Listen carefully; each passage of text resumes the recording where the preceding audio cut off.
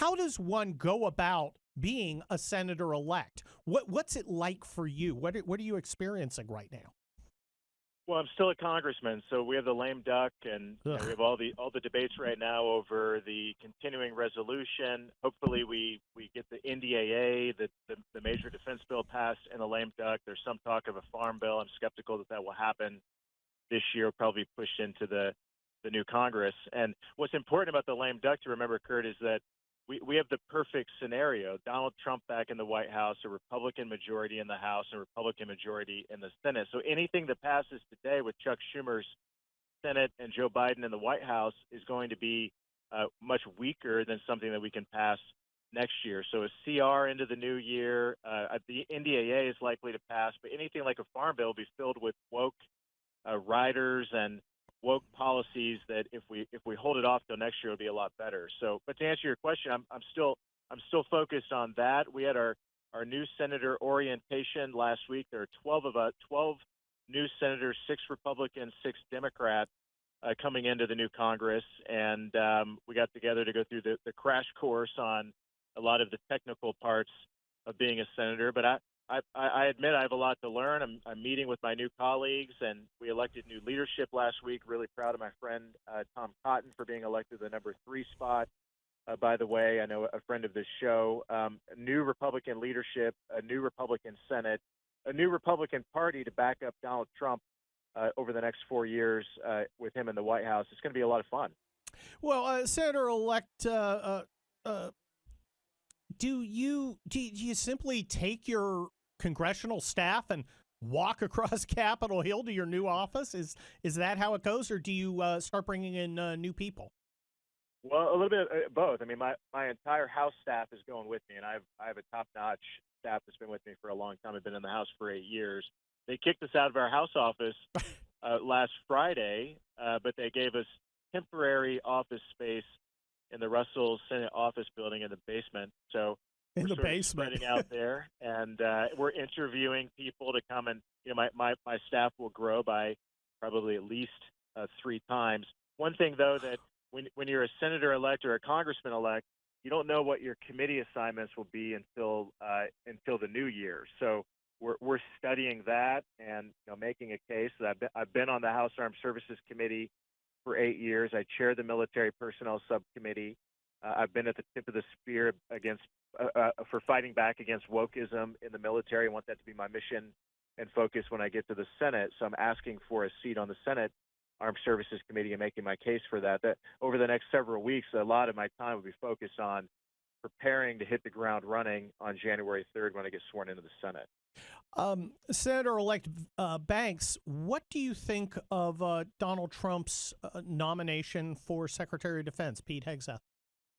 I think he's of all of the nominations, he made many great ones. I couldn't be more excited about Pete. I mean, Pete understands what's at stake. He's been a victim of wokeism in the military. He's written the book on what to do about it. So I'm excited about it. I fully support Pete's nomination and do everything I can to make sure that happens. And one of my favorite picks so far. So he's the type of fighter that we need in a role like that to clean up the mess at the Pentagon that's been left behind by the players over the last 4 years, Milley and Austin and the whole Biden administration. What they've done to weaken the military, what they've done to poison and politicize the military with their woke ideological causes, it's going to take a lot of work to clean it up. And Pete Hegseth is that type of reformer that I think can make it happen. But he's going to need backup in the Senate, and I'm going to be there to help him every step of the way. Well, Senator Banks, it's obvious that your personal military experience has allowed you to identify what is the key problem with the Pentagon. And there are problems with personnel, with procurement, with strategy.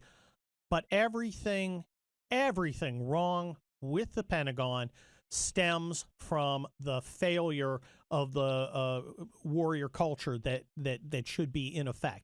Instead, we have a bureaucrat culture. And I think instead of getting a technician manager like a Robert McNamara, who was a disaster on his own, getting in a leader who refuses to allow himself to be bogged down by bureaucratic details and goes out and sets a standard and gets rid of things like the wokeism, which is an utter disaster.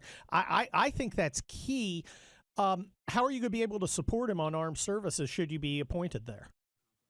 Well, I'm going to help make the case to my colleagues that Hegseth is exactly the type of change agent that we need at a time like this at the Pentagon. And I think by and large, the Republicans in the Senate agree with that. I can't speak for them, and I'm not a senator yet, but all of the ones that I've talked to see the importance of putting someone in this role that isn't already bankrupted by the culture at the Pentagon. So I'm excited about Pete. I'm excited about a lot of these picks that President Trump has made. There's obviously a pattern here of nominating reformers and change agents to shake up all of these agencies and departments, and Pete Hegseth to me is the exact type of reform-minded person that we need at the Pentagon more than ever to shake it up there and change the way things are done.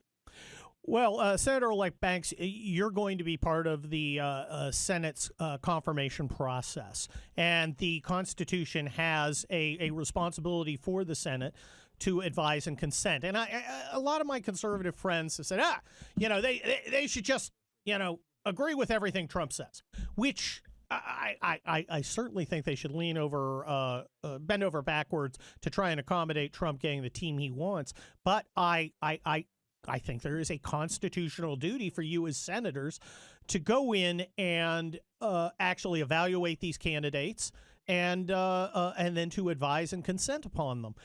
What's the process you're going to use when looking at Donald Trump's picks to do that constitutional duty? Yeah, I agree with you. We have a 53-seat Republican majority, and when John Thune was elected the majority leader last week, he promised and vowed to all of the Republicans in the majority that we're gonna move quickly, and I think that's the important part of it. The important part of it isn't to back off of our constitutional duty, but the important part of it is to move swiftly, because President Trump needs each of these nominees seated in their position to enact the America First agenda that he promised the American people that he has a mandate to fulfill. So let's act fast, but let's do our job. And I think Republicans are up for that. The Republican majority in the Senate is ready for that. John Thune and John Barrasso and Tom Cotton, our top three leaders, are figuring out how to make this happen as fast as we can. And that's one reason why I go back to that first question you asked me about what's it like to be a senator-elect. That's why getting these committee assignments in place, getting the committees populated. So when I take that oath of office and dump the elect title and become Indiana's next United States senator, I immediately go to the Armed Services Committee, and we immediately have confirmation hearings and confirm Pete Hegseth. That's the important part of it.